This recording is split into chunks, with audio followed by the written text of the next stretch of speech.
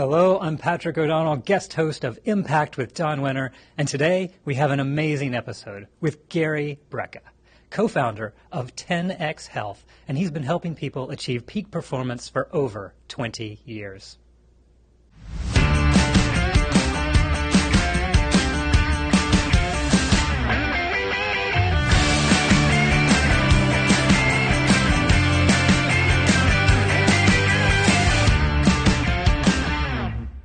Hello, Gary, and wonderful to see you. I'm super excited for this conversation. Personally, love all the stuff that you're doing, and really looking forward to seeing you, too, at our Health and Wellbeing and Longevity Summit in Puerto Rico in November. Yeah, I'm excited about that, too, man. I really am. I think we are in for a treat because I guess when you were first introduced to DLP and met Don and Bo was at the EXP event in Dallas. That's and right. From what I was told there were some amazing speakers, including Tony Robbins, and you were actually voted the #1 best speaker in the show. Oh, that makes me so happy, man. That's really kind of you. You know, it's not me, it's the message, it's really resonating. It is. I love your message, and I think people already know you, but for any of the listeners that don't, I'll give a quick bio, and then we'll dive right in. So first off, Gary is the co-founder and chief biologist of 10X Health, has over 20 years experience in biohacking and functional medicine, sits on the board of the NFL Alumni Association as health service director, and his passion lies in customizing peak performance protocols for individuals to achieve optimal health. Wow. I love that. That is so aligned with what I want. You want to fill in a little bit more? Yeah, fill in a little bit more and just share what you're up to these days. As you mentioned, I'm now in the wellness space, but I wasn't always in the wellness space.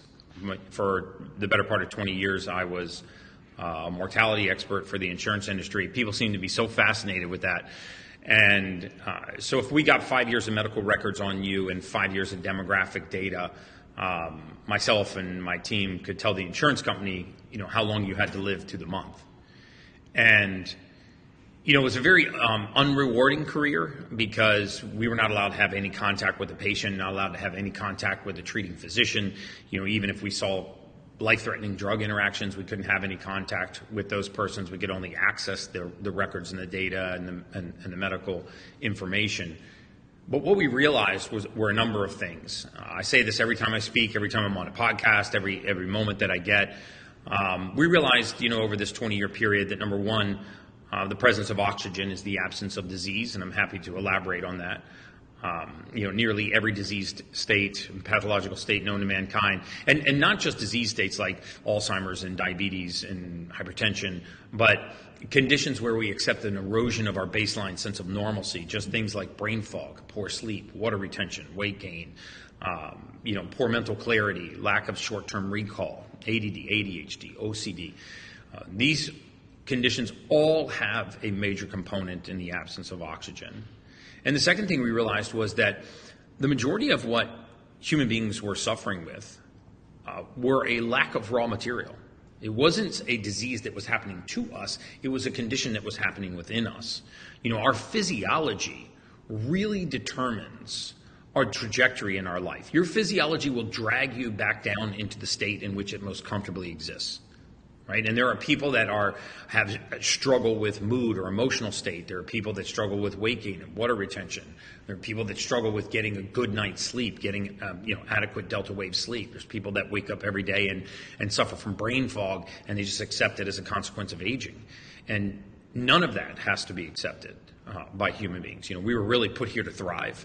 And we've gotten so far away from the study of human beings, from mankind, basic human physiology, that when we actually go back into the human body and we look for missing raw materials, things as simple as vitamins, nutrients, amino acids, minerals, when you replace these contents, phenomenal things happen. Phenomenal things happen. Brain fog goes away. Mood disorders and conditions eviscerate. Sleep deepens. Response to exercise skyrockets. Waking energy soars. All of the things that we accept as a consequence of youth, and we also accept as an erosion of aging, are not, in fact, a consequence of aging at all. They're a consequence of a continued depletion of raw materials. And it's very easy for us to find out and ask the right questions to our body, not to our friends or our spouse or even our doctor, but to ask the right questions to our body about what is missing in my body that's keeping me from a state of absolute optimal health. And my life's mission now is not to predict how soon people will die, but to help people live longer, healthier, happier lives. In fact, one of the consequences of doing so much mortality research was we also realized that the greatest impacts on lifespan and health span, how many healthy years you have and how many years you have left on this planet, they're both what we called modifiable risk factors, meaning these are things that are relatively easy to change in your life, that when those changes are made, they have demonstrative impacts on how many years you have left on this earth and how many healthy years you have left on this earth. And that's really the message that I want to get out to the world, is that human beings were meant to thrive. And if we would just ask the right questions of our bodies, it will give us the right answer, and we can put simple raw materials back into the human body and achieve a state of optimal health that most of us thought was well beyond our grasp, because we're either too old or too busy or too stressed, or don't have the right information to really reach that state. Wow, that is awesome. And I love that. You're put here to thrive. I think that is so important to what people don't do enough of. And I'd love for you to dive in. You mentioned you could dive in a little bit more, and I know I've heard you talk in other times about people talking about, oh yeah, blood pressure, high blood pressure, it runs in my family, it just passes down. And the whole idea of, well, no, that's not really on a gene. I'd love you to share a little bit about that as well, and the whole process to thriving in life. Right. I mean, there is truth to the fact that medical conditions you can have a predisposition to a medical condition because of your genetics. That's very true. But the majority of what happens when we see that a condition runs in families, like hypertension runs in families. My great-grandfather had it, my grandfather had it, my father has it, and now I have it. So we accept that the disease hypertension is being passed from generation to generation, or the disease of hypothyroid is being passed from generation to generation, or even things like attention deficit disorder or depression or anxiety or propensity for addiction. But what we overlook is that very often these are not actually diseases that are being passed from generation to generation. They are genetic defects that essentially do not allow the human body to convert a raw material into its usable form. And let me explain what I mean. So I always use the example that we pull crude oil out of the ground, but you can't put crude oil into your gas tank because the car doesn't understand that fuel source. Crude oil has to be refined into gasoline, and now the car understands that fuel source. Well, human beings are no different. Right? We put all kinds of raw materials, and there's not a single one known to mankind, no protein, no mineral, no amino acid, no nutrient, carbohydrate, vitamin, and nothing that we put into the human body that's used in the format that we put it in. Everything that enters our body is converted into its usable form through a process called methylation.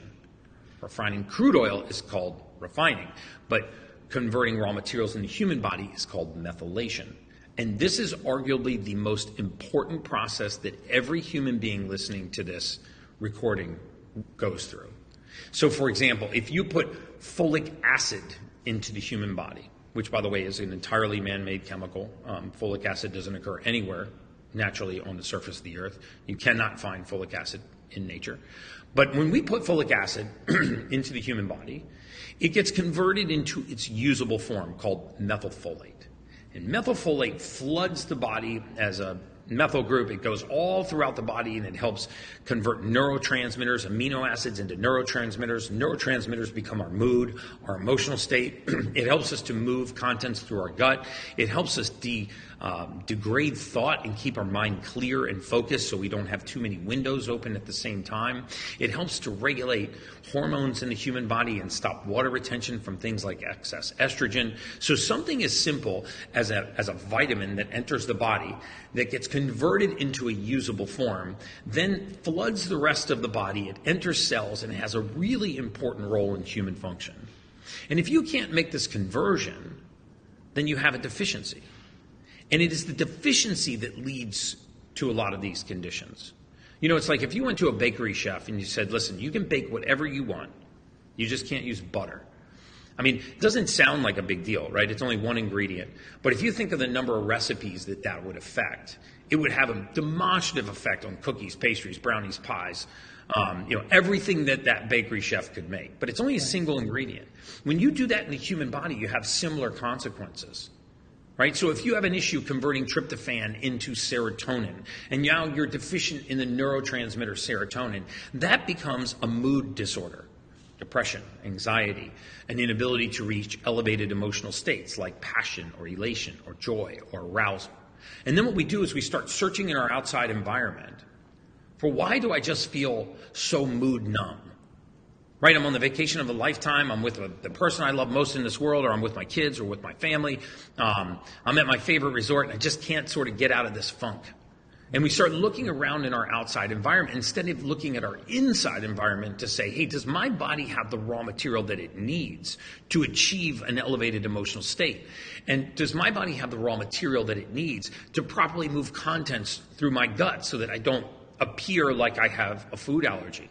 Does my body have the raw material that it needs to generate collagen, elastin, and fibrin in my skin? You know, why does my skin look so old? And I put all of these topical creams and I get all these dermabrasions and procedures, and people that are my age don't look as advanced in age as I do. Well, there's a very simple way to go into the human body and ask it a series of questions. What can you convert and what can you not convert? And when you get those answers, then for the balance of your lifetime, you're not guessing on what you need to supplement with or what your body's deficient in. And I promise you, magnificent things happen when you just give the body the raw materials it needs to do its job. You know, I remember in my, when I was in grad school, again in my second human biology degree, I had to take a lot of plant botany courses and like arbor courses, and I didn't really like them. I mean, I don't have anything wrong with plants, but I wanted to study the human body and not plants. But one thing that stood out to me was that without failure, a botanist or an arborist, someone who is an expert in plant biology, anytime that there is a disease or an issue in the leaves or the branches or the trunk, they always look at the soil. Right, they always test the soil. So they say, you know, look at all of this decay that's on these leaves at the top of this tree. And they'll do a core sample of the soil and say, oh, it's deficient in nitrogen. We add nitrogen to the soil and it fixes the leaves. But we don't think about human beings this way. Right, we start spraying the leaf with poison, or we start cutting the leaves or the branches, or we shave the trunk, because we think that this is something that's happening to this plant when it's actually something that's happening within us. And this is very true with human beings. I can go raw material by raw material and tell you exactly what happens if you start to deplete certain raw materials, like vitamin D3, for example, one of the leading causes of mortality in COVID. In fact, the second leading cause of morbidity in COVID was a clinical deficiency in the most important nutrient in the human body, vitamin D3, the only vitamin that human beings can make on our own. And vitamin D3 is very easy to supplement with. You don't even have to buy my vitamin D3. There are plenty of great vitamin D3 manufacturers out there. They compound it with K2 so that D3 is effective at transporting calcium. But simple things like these depleted raw materials have demonstrative effects on our lifestyle and how well we can fight off a pathogen or a bacteria or a virus. And so when you talk about things as critical as weakening of the immune system, and we start taking, anti-inflammatories and antihistamines and cold medications, and we try to avoid, high pollen environments, or we mask and quarantine and social distance to try to keep ourselves away from viral pathogens instead of actually strengthening the immune system, the God-given immune system that was actually meant to fight for us. And so most of your listeners right now would be surprised probably to know that there are some simple raw materials that they could put back into their body and reach a state of optimal health that they probably thought was eluding them. I think most people have accepted such an erosion of their baseline sense of normalcy. They're walking around at 55 or 60%. And when they just go back to feeling normal, they think they feel amazing. I say it to people all the time. You actually don't feel amazing. You feel normal. That's how you're supposed to feel. People have lost that sense of normal. And then once you do, you're back to normal, but you feel like you're thriving.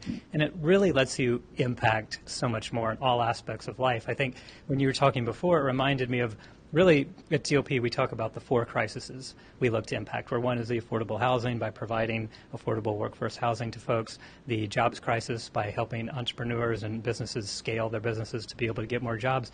And then the ones that really, I think, impact here are the legacy crisis, because, typically it was passed on from generation to generation, the loss of wealth, and the happiness crisis. People have more opportunity right now to be happy, but studies show they just are not. And I think a lot of it falls into line with they just don't feel as good as they could when they are living back to the normal and looking, like you say, look at the soil, look at the root cause. So I'd love you to share more like what 10X Health and what you guys are doing to be able to get people back to that feeling of normal. Sure. I mean, this happiness crisis is it's really a pandemic, right? So when people can't achieve an optimal state of mood and emotion.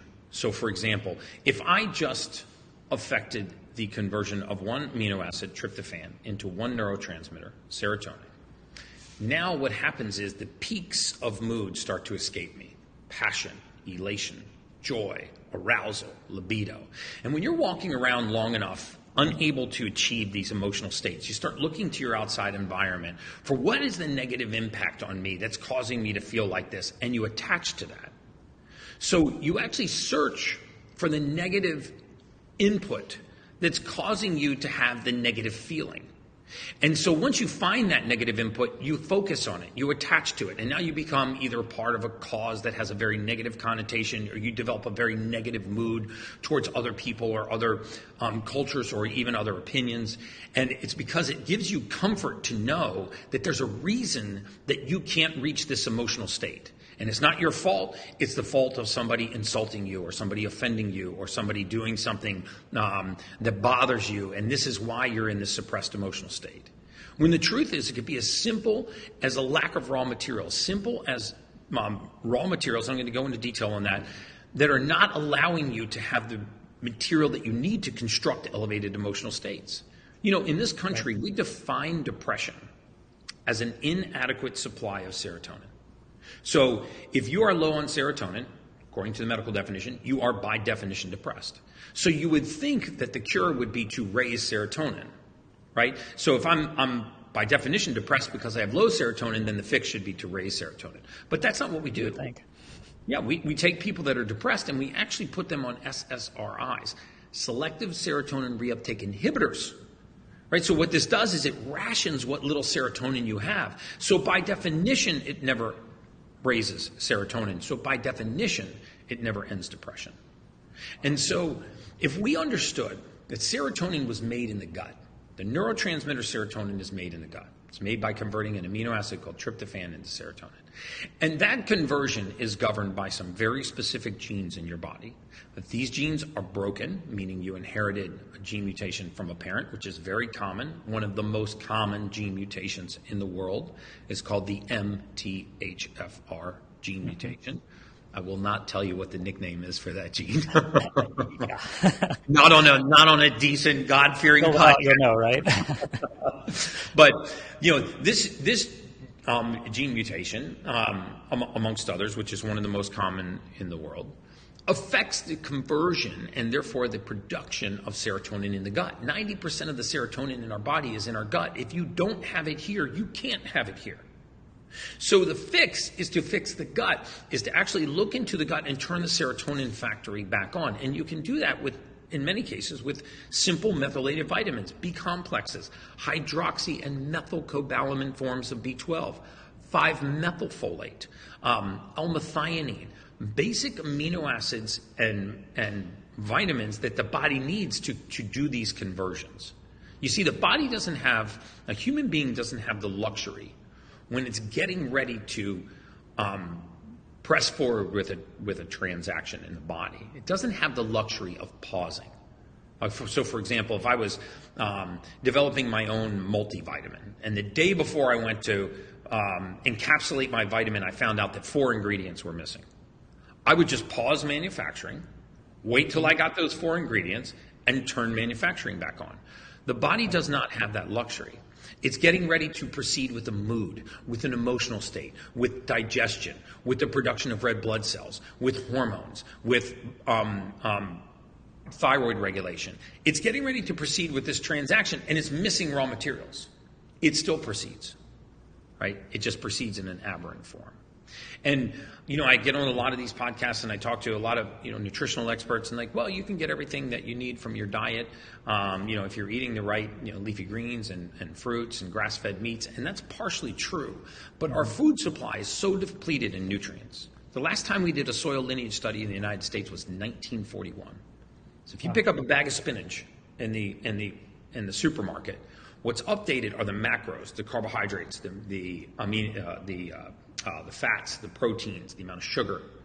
But the nutrient content, how much calcium is in that spinach, how much iron is in that spinach, how much magnesium is in that spinach, that's borrowed from a 1941 soil lineage study, before the majority of all pesticides, herbicides, insecticides, and preservatives were developed.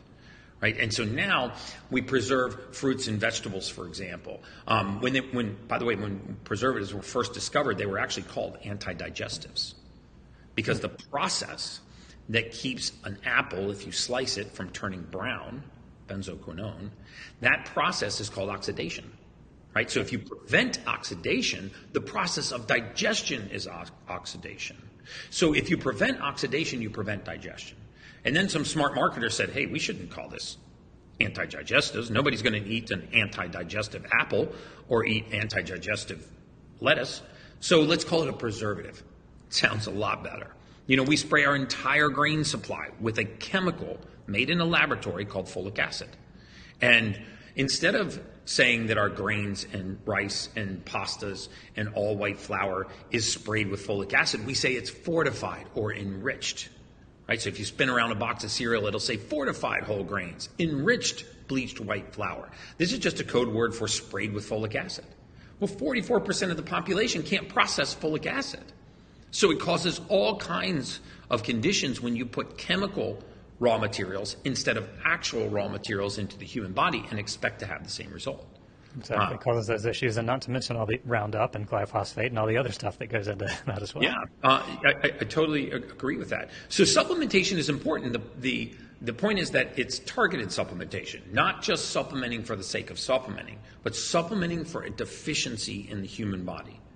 And then watch what magnificent things happen when you give the body the raw material it needs. Just like when that botanist added nitrogen to the soil, it fixed the leaf. That's awesome. And that's what your test brings out, essentially. So our at 10X Health, and I'll just say that we're not the only ones that do this test, because everybody gets on me for saying, you're just out here to push your test. I'm actually not out here to push my test. I want every human being to do one test one time in their life. And it's a genetic test. It's a cheek swab. You take a Q-tip and you put it in your mouth and you swab your cheek. You stick it in you stick it in a test tube. You send it to a lab. They pull 5 actionable genes. They don't look at your heritage or whether or not you have detached earlobes or olive skin or green eyes. They look at 5 actionable genes. What can my body convert and what can it not convert into the usable form? And once you have that information, for the balance of your lifetime, you will never guess on what your body needs in order to function optimally. Right? So if you can't convert folic acid into methylfolate, you supplement with methylfolate. If you're taking a cyanide-based form of B12 called cyanocobalamin, you switch that to something called methylcobalamin, readily available raw materials. And depending on which of these 5 genes is broken and where that gene is broken, you supplement for that deficiency and you fix that raw material so now the body has the fuel that it needs to function optimally. So you're fueled properly, and that's awesome. And that's what it tests for, so you can then go forward to really perform in all aspects. And that's what it tests for. I mean, if you go to 10xhealthtest.com, which is the number 10, the letter X, healthtest.com, right there you can buy the gene test. It's $599. They'll ship the gene test to your door. You cheek swab yourself in your home. You'll send it back to the lab, and then when the report comes back, you'll see that these are the materials that your body can convert. This is what you can't convert. This is what your body is deficient in, and exactly what targeted supplementation that you need. That is awesome. We'll link to that in the show notes too, so you guys have it. But yeah, that's awesome. And I would ask, it doesn't change over time either. Like once you've taken it once, you get these supplements, you're good to go. Yes, because remember, this is your genes. Mm-hmm. So we can't fix the gene, but we can supplement for its function. Right? So the genes you're born with are the genes you die with. Now, there is some gene-altering technology and CRISPR out there, but those are scary things. But for the most part, we cannot actually fix genes in the human body. If a gene is broken in one cell, it is broken in all 32 trillion cells in the human body. Remember that our genes are the master of activity in the body. It's the master puppeteer. It gives instructions to the body or raw materials to the body so that it can function. DNA, which is like the CEO of the human body, not only is responsible for replicating itself, right, making a perfect clone of itself, that's called replication, but it's also responsible for a process called transcription, which is it gives instructions to the cell.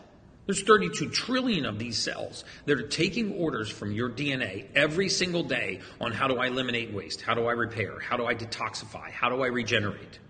If those instructions have pages missing, then that process is impaired. I mean, all cancer is DNA replication run amok. Wow. Right? All cancer begins in a hypoxic environment, oxygen-deprived environment in the body, and all cancer is DNA replication run amok. Why would we not search for the raw material that helps our DNA to replicate and DNA to communicate? You absolutely should. And I think that's what part of this, I love that you're doing this and sharing the education too. Again, it makes me think of what we do at DLP. I mentioned before about how we like to live fully in all aspects of lives, and we call it the 8Fs. That's faith, family, friends, fitness, like we're talking about here, finances, fulfillment, freedom, and fun.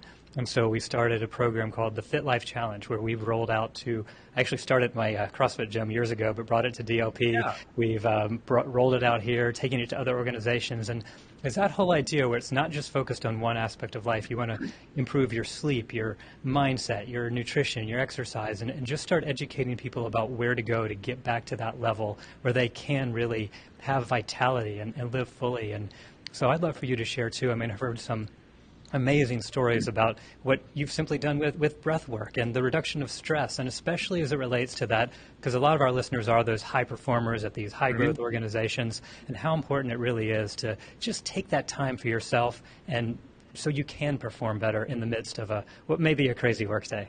Yeah, there's no question. I mean, I have a favorite saying. I say all the time that aging is the aggressive pursuit of comfort. Aging is the aggressive pursuit of comfort. We have got to stop telling grandma not to go outside, it's too hot, not to go outside, it's too cold, to just lay down, to just rest, just relax, to eat at the very first pang of hunger, right? If we understood that stress is actually very good for the human body, if you don't load a bone, it will not strengthen. If you don't actually tear a muscle, it won't grow. If you don't challenge the immune system, it will weaken. I'll just leave that at that. But if you don't challenge the immune system, it will weaken. So by actually challenging the body, we strengthen the body. By stressing the body, we strengthen the body. And physical stress improves our resilience to mental stress. That is a biophysiologic fact, by the way. So your morning routine not only determines the trajectory of your day, it determines the trajectory of the rest of your life. And I'm not the only one that preaches this, and nor am I the only one that knows this. But if every day of your life, when you woke up in the morning, you breathed, you applied a physical stress and a thermal stress, you would begin to back up your biological age, significantly trailing your chronological age. So, when I say that the presence of oxygen is the absence of disease, nothing could be more truthful than that statement. Nothing is more impactful than that statement in terms of how many years you have left on Earth, how many healthy years you have left on Earth. If you look at people that are exhausted, they actually sleep the worst. Doesn't really make sense because you think, well, why are people that are the most exhausted sleeping the worst? Well, because exhaustion comes from lack of blood oxygen, and poor sleep comes from lack of blood oxygen. I mean, you take somebody whose blood does not carry oxygen very well, and you start to lower their respiratory rate, like what happens when they go into a deep sleep. And as their respiratory rate gets lower, their oxygen level in their blood starts to drop.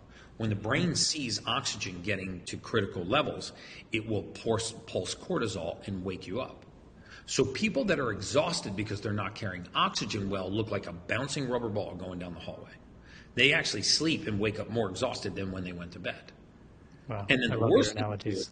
they go and take sleep medication, right? Because sleep medication, if you actually look at the majority of sleep medication, it will actually say mechanism of action unknown. And so the way that they work is they blindfold the brain's view of blood oxygen. So I hear people say all the time, man, I really don't like taking Tylenol PM or zolpidem nitrate or diazepam because it's still in my system the next day. I wake up groggy. That's actually not true. That medication's been out of your system for hours. What's happened is you blindfolded the brain's ability to see blood oxygen, and now your brain can't wake you up, so it can't save your life. And so you're feeling the effects of having suffocated for 6 hours. And so if we understand that oxygen is linked to energy and oxygen is linked to deep sleep, then we understand the importance of things like breath work. Right? And breath work is free. I like to give people a lot of advice that they don't have to buy a fancy piece of equipment. I mean, we have a superhuman protocol that's about $140,000. If you can afford that, you should put it in your home. But the majority of your listeners are like, what can I do in my hotel room, in my condo, in my house, on vacation to have the most demonstrative impact on optimal health? And they're all free. The first piece of advice I give every human being I come in contact with is learn how to breathe. If you just took 8 minutes, and did 3 rounds of 30 obnoxiously deep breaths in the morning with a breath hold in between, on average, it would add 7 years to your health span. Amazing. 7 years to your health span by spending 8 minutes in the morning breathing. And so when we start to think about the massive impact of something that simple, then that should be a must-do no matter what you're doing. If you ever, sometimes, when I'm traveling, I'll do 5 or 6 cities in 5 or 6 days, and I'll always document it and say, guys, this is how I'm doing 6 cities in 5 days, and I'm more energized when I land from the 6th city than I was when I left on day 1. And that is that I never miss a breathwork session. I do these 3 rounds of 30 breaths. Sometimes I do it much longer with a breath hold in between. I never, ever miss the opportunity to take a cold shower or a cold plunge. Right. Cold plunges are $5,000 or $6,000. Cold showers are free, right? If you live in the Midwest, or like the Northeast or the northern states, your cold showers really work well. I mean, Florida, they only get into the 70s. They're not quite as cold, but what you're saying, it's so right on. And I will tell you personally, gosh, it was we did a trip around the world. It was probably 6 or so years ago now, but that's when I fully committed to the morning routine that you're talking about, and I absolutely can say that it is beyond a shadow of doubt the thing that has made the biggest effect on my life, and being able to just have that breath work and do that kind of stuff. And at the risk of turning some of our DLP events into looking like Tony Robbins events, we've started off with some of that priming style breathing that we do, but it's been pretty amazing to see the outcome. And I think just with you through that and seeing the transformations, I've heard some pretty amazing stories of transformations, what you guys have done when somebody comes to you. Maybe you have a typical example of when someone comes who's not feeling well, and then after you all work with them, how you can really turn their life. I'd love to hear kind of the before and after. So this goes back to raw material, right? So let's say, for example, the largest reason, the biggest single reason that people come to us is because they say, I just don't have the same energy level I had even a few years ago. I'm either exhausted or I'm just low on energy. I have afternoon crashes. I don't have the waking energy that I had a few years ago. And so when someone tells you that they lack energy, when you convert that to physiology, really what they're saying is, if I don't have the same energy that I used to have, really what they're saying is I don't have the same oxygen level I used to have.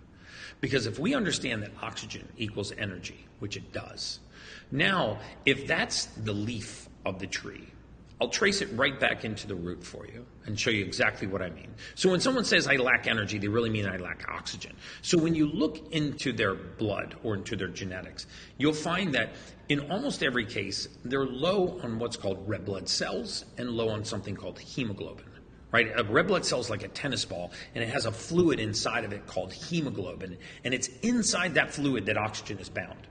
If I start depleting tennis balls from the bloodstream, and then when I'm done depleting tennis balls, I start draining fluid out of them, you can see that if it's that fluid that holds oxygen, that it's very important. It's vital to the amount of oxygen our blood can transfer and hold. So if you're exhausted and you're low on red blood cell, you're low on hemoglobin, not even anemic, still in the normal ranges for these indicators, then the question is, how do I raise it? Well, you go to the factory that makes red blood cells and hemoglobin. It's called the bone marrow. And once I get to the bone marrow, how do I get the bone marrow to produce more red blood cells and hemoglobin? You balance the hormone testosterone. And this doesn't necessarily mean that you take testosterone. I'm going to trace it further into the roots. But in men and women, the primary role of the hormone testosterone is actually not male characteristics. It's not deep voice or facial hair or aggression or muscles. The primary role of that hormone is to put pressure on the bone marrow to increase its production of red blood cells. It's called erythropoiesis. So if you are hormone deficient, you're deficient in the boss that tells the bone marrow to produce red blood cells that carry oxygen. So now, if I continue going down into the soil, if I'm deficient in testosterone, well, what's testosterone made from? Well, largely it's made from a compound called DHEA. DHEA is in the bloodstream of every single person listening to this podcast. As you get clinically deficient in this nutrient, your hormone levels follow. Well, what's DHEA comprised of? Vitamin D3. That's as far as you get into the soil. And vitamin D3 is the single most important nutrient in the human body. It's the only vitamin that a human being makes on our own. There are hundreds of vitamins in your bloodstream right now. You are only capable of making one, and it's vitamin D3. We make it from sunlight and cholesterol. The truth is most of us are not getting enough sun. It's not that we're getting too much sun. We're actually not getting enough. So as I deplete vitamin D3, I deplete DHEA. As I deplete DHEA, my hormones follow. As my hormones go down, the pressure on the bone marrow drops. As the pressure on the bone marrow drops, my red blood cell and hemoglobin levels fall. As red blood cell and hemoglobin fall, my oxygen falls. As oxygen falls, I lose energy. So all related. It's all related. It's what we call the biometric chain. And it's relatively simple in a lot of cases to fix this. I mean, Dr. Sarda, who's our clinical director, I would say 70% of her hormone therapy patients are not even on hormones. They're on the raw material to make hormones. Wow. D3s, DHEAs. Give the body the raw material and get out of its way. Well, that's the good news. You can fix it, right? So many incredible tips, words of wisdom here. I can't thank you enough, and I can't say how much I'm looking forward to seeing you again at our Wellbeing event in Puerto Rico in November. And this has just been awesome. The amount that you shared for our listeners. I'm all fired up, dude. I got energy from this podcast. Like, I don't even want to sit down anymore. That's awesome. And we'll link all these tips in the show notes so you can learn more about Gary, find out where the test is. Anything that I missed that I should have asked that you would like to leave listeners with, or anywhere else they should go to be able to find more about you? Well, you can go to my Instagram. I usually do nothing but teach on Instagram. It's at Gary Brecka, GaryBrecka. You can get that test. You can link up with me. You can get a private consult with me, or you can just go and look at the reels. And I go into a lot more detail than we did on this podcast for each of the subjects that we touched. I believe that education is not something that we own. It's education is something that flows through us. So I try as much as possible to be free with that information. As I learn and educate myself, I try to learn and educate the environment around me. So there's a lot of good information you can find there. Awesome. We'll check it out, put it in show notes, and I'm sure our listeners will as well. And I guess before we go, I just want to acknowledge you too for what you're doing. I mean, this whole idea of helping people live with vitality, to get to peak performance, to do the things that they can. It's within our body. We just need to take it and make that difference, and you're doing that. So I thank you for that, and keep doing that. Keep making a difference, and I can't wait to see where it goes. And again, can't wait to see you in November. So thank you so much. Patrick. Thank you so much, man. I really enjoyed this. Awesome. See you then. Great one. Take care.